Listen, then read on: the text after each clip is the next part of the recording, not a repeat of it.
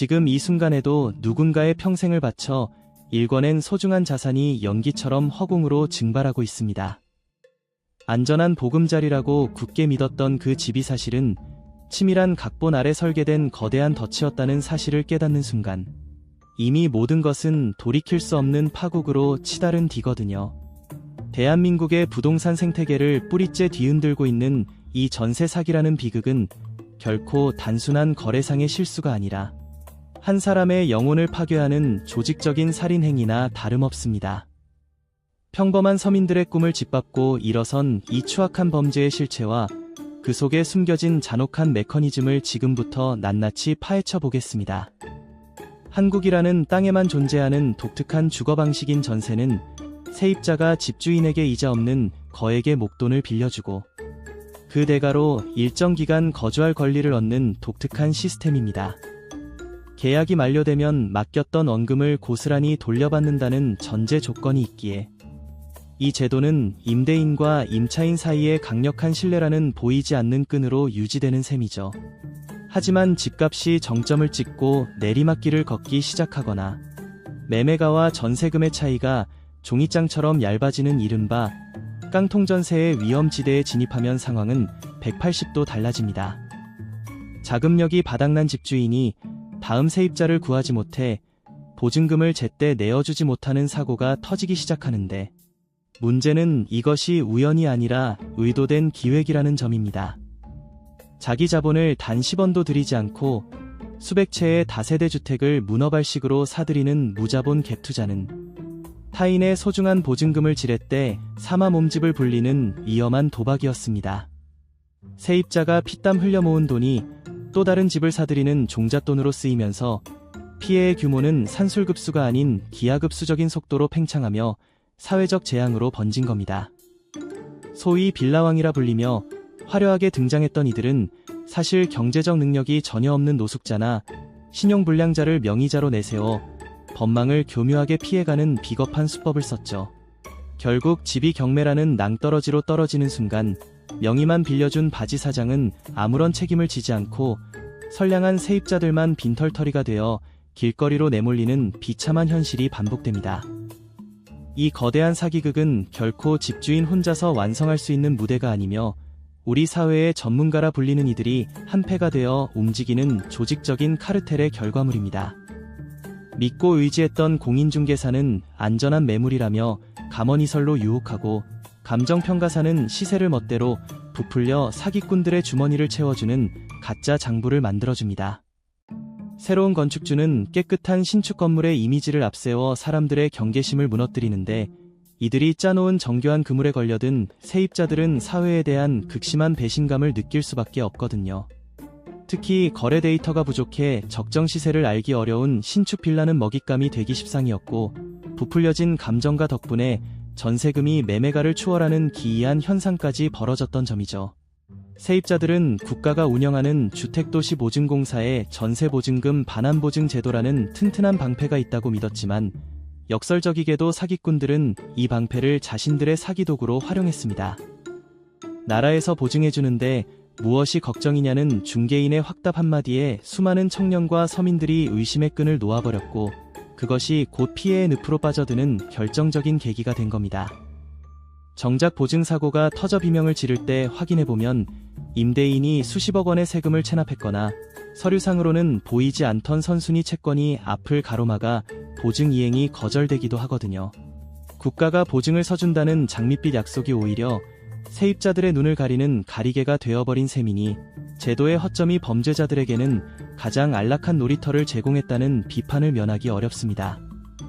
정부 당국이 대대적인 수사에 착수하며 밝혀낸 최근 몇 년간의 전세 사기 피해 규모는 수조 원에 달하며 이는 한 가정의 생계를 넘어 국가 경제의 근간을 흔드는 수준입니다. 더욱 가슴 아픈 사실은 이 덫에 걸려든 주된 희생양이 이제 막 사회에 첫 발을 내디딘 20대와 30대 청년층이라는 점인데 우리 사회의 미래가 통째로 약탈당하고 있는 현실이죠. 독립의 꿈을 안고 성실하게 모은 종잣돈을 한순간에 강탈당한 청년들은 대출금이라는 무거운 족쇄까지 채워진 채 절망의 나락에서 극단적인 선택을 고민해야 하는 지경에 이르렀습니다. 삶의 희망을 송두리째 앗아가는 이 잔인한 범죄 앞에서 단순히 조심했어야지라는 차가운 조언은 피해자들의 가슴에 두 번 못을 박는 행위나 다름없다는 사실을 알아야 합니다. 사기꾼들이 즐겨 사용하는 동시진행이라는 수법은 우리나라 부동산 등기 시스템의 시간적 공백을 악랄하게 파고든 법적 맹점의 결정체라고 할 수 있습니다. 세입자가 이사를 마치고 전입신고와 확정일자를 받아도 법적인 대항력은 다음날 0시에 발생하는 반면 은행의 저당권 설정은 당일 즉시 효력을 발휘한다는 점을 노린 겁니다. 세입자가 짐을 풀고 안도의 한숨을 내쉬는 그 찰나의 순간에 집주인은 소유권을 넘기거나 거액의 대출을 받아버려 세입자의 순위를 꼴찌로 밀어내버리는 파렴치한 짓을 저지르거든요. 기술은 21세기를 달리고 있지만 등기 반영은 아날로그적인 시간차를 두고 이루어지는 이 구조적 결함이 해결되지 않는다면 제2의 빌라왕은 언제든 다시 등판할 준비가 되어 있습니다. 또 다른 교묘한 함정인 신탁 부동산 사기는 소유권의 실체가 누구에게 있는지 명확히 인지하지 못하는 일반인들의 법률적 무지를 집요하게 파고드는 방식입니다. 등기부등본에 신탁이라는 두 글자가 새겨져 있다면 실제 임대 권한은 집주인이 아닌 신탁회사에 있음에도 사기꾼들은 여전히 자신이 주인인 양 행세하며 계약서를 작성합니다. 전문적인 법률 지식이 없는 세입자들은 등기부상의 이름만 믿고 거금을 건네지만 결과적으로는 권한 없는 자와의 계약이 되어 불법 점유자로 몰려 쫓겨나야 하는 운명에 처하거든요. 별도로 신탁원부를 발급받아 세부 조건을 일일이 따져봐야 한다는 사실을 아는 세입자가 과연 얼마나 될지 생각해보면 이는 명백히 정보의 비대칭성을 악용한 약탈적 범죄입니다. 현장에서 벌어지는 심리전 또한 타짜들의 도박판 못지않게 치밀하며 이들은 세입자의 판단력을 흐리게 만들기 위해 화려한 미끼와 강박적인 압박을 동시에 구사합니다. 이사비를 넉넉히 챙겨주겠다거나 중개 수수료를 받지 않겠다는 등의 달콤한 제안을 던지는 동시에 지금 당장 도장을 찍지 않으면 다른 사람이 채간다는 불안감을 조성하거든요. 시세보다 조건이 너무 좋다면 일단 의심의 눈초리를 보내야 마땅하지만 집 구하기 전쟁에 지친 서민들에게는 그들의 화려한 언변과 조작된 서류가 마치 구원의 동아줄처럼 보였을 겁니다. 정보를 독점한 자들이 조직적으로 덤벼드는 상황에서 개인이 발휘할 수 있는 주의 의무라는 것이 얼마나 나약하고 무력한 것인지를 우리는 이번 사태를 통해 뼈저리게 실감했습니다. 뒤늦게 터져나온 성토에 정부가 전세 사기 특별법을 내놓고 구제책을 마련했다고는 하지만 피해 현장에서 여전히 실효성 없는 생색내기식 대책이라는 비판이 끊이지 않습니다. 피해자로 인정받기 위한 문턱은 태산처럼 높고 이미 빚더미에 올라앉아 숨조차 쉬기 어려운 사람들에게 다시 저리로 대출해줄 테니 빚을 내서 집을 사라는 식의 논리거든요. 피해자들이 간절히 원하는 것은 잃어버린 보증금의 실질적인 회수와 선제적인 구제 방안이지만 예산과 법리적 형평성을 따지는 탁상행정 앞에 그들의 눈물은 오늘도 마를 날이 없습니다. 국가가 방치한 제도의 구멍으로 인해 발생한 사회적 재난이라면 국가가 그 책임을 온전히 짊어지고 피해자들의 일상 복귀를 돕는 과감한 결단이 그 어느 때보다 절실한 시점입니다. 전세 사기의 칼바람은 단순히 피해자들만의 문제가 아니라 대한민국 전체 주거시장의 근간을 흔들며 빌라와 오피스텔 시장을 초토화하는 연쇄 반응을 일으키고 있습니다.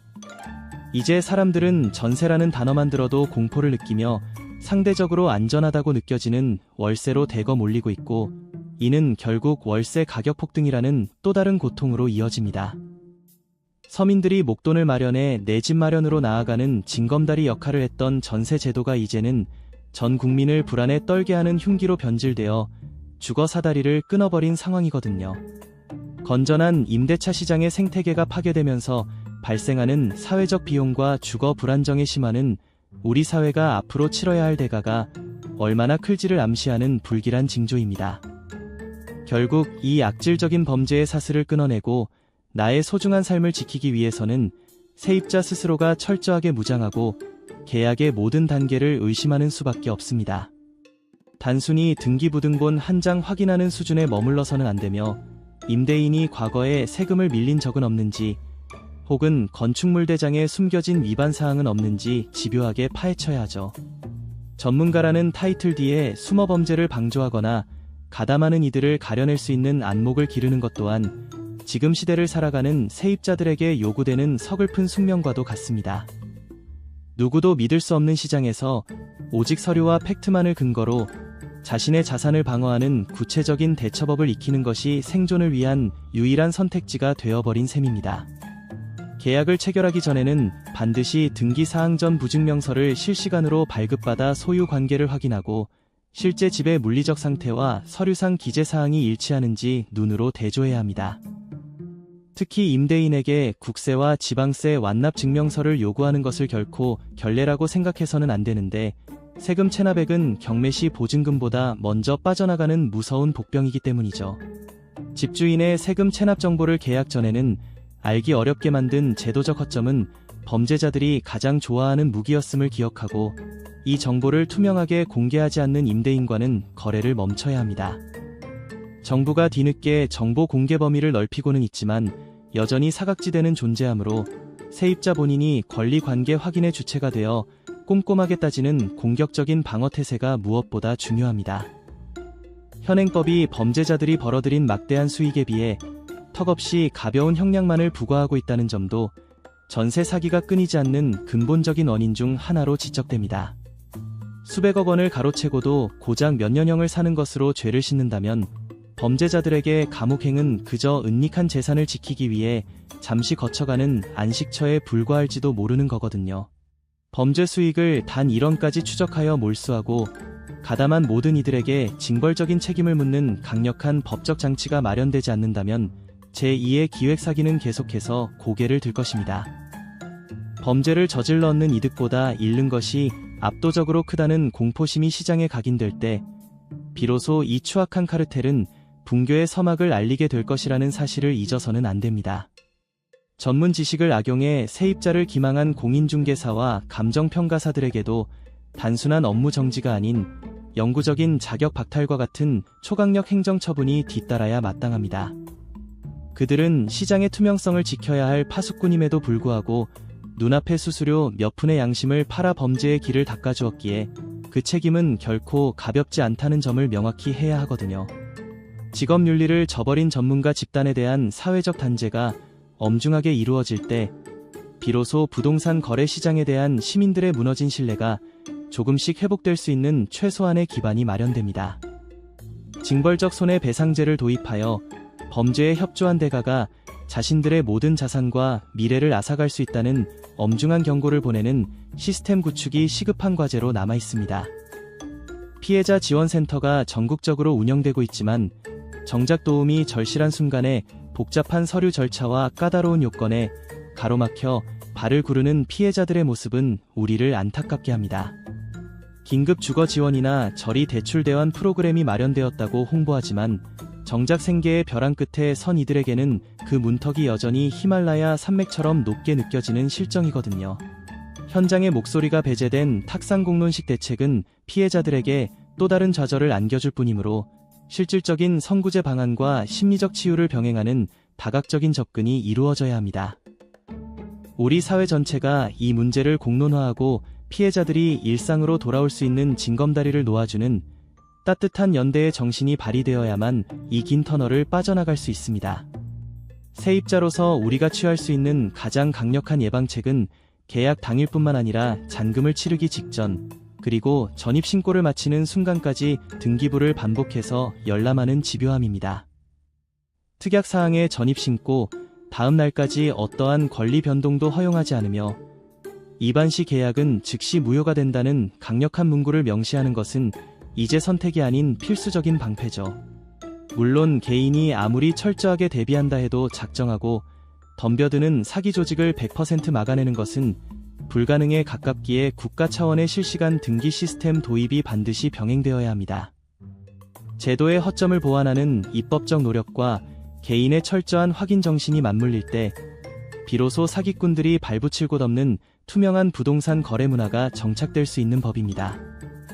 어쩌면 전세라는 제도 자체가 가진 구조적 위험성을 냉정하게 직시하고 주거의 형태를 월세 위주로 전환하는 유연한 사고방식도 지금의 혼란기를 버텨내는 전략이 될 수 있습니다.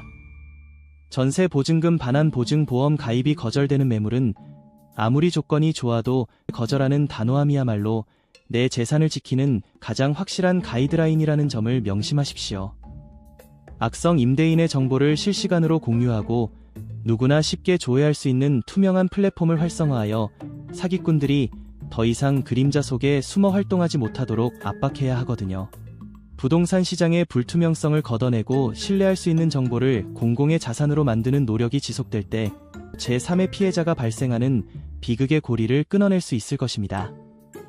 전세 사기는 단순한 재산상의 손실을 넘어 한 인간이 쌓아온 과거를 부정하고 미래를 꿈꿀 권리를 박탈하는 지독하게 악랄한 범죄이자 사회적 살인 행위입니다. 가정의 행복이 깨지고 미래를 짊어질 청년들의 꿈이 무너지는 광경을 보면서도 우리가 이 문제에 침묵한다면 우리 사회의 주거 정의는 영영 실종되고 말 것이거든요. 오늘 우리가 전세 사기 예방에 기울이는 이 작은 관심과 노력이 내일의 피해자를 막는 소중한 불씨가 된다는 사실을 인지하고 끝까지 목소리를 내야 하는 이유가 여기에 있습니다. 서로가 서로를 감시하는 불신의 사회가 아닌 제도가 시민을 완벽하게 보호하는 신뢰의 사회를 만들기 위해 우리 모두가 이 거대한 싸움에 동참해야 할 때입니다.